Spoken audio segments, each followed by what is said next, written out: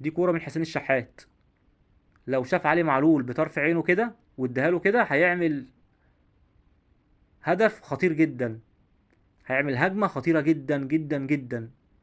لكن سد التسديده ملهاش اي 30 لازمه.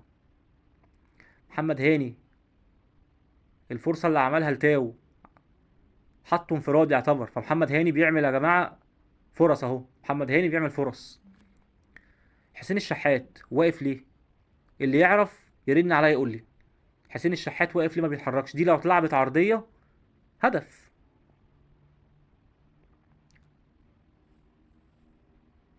دي لعبه امام عاشور، دي لو اتلعبت بمعلمه على الارض، على الارض يعني ارضيه كده، هدف. لكن اتلعبت فوق خالص وكهربا ما وصلهاش.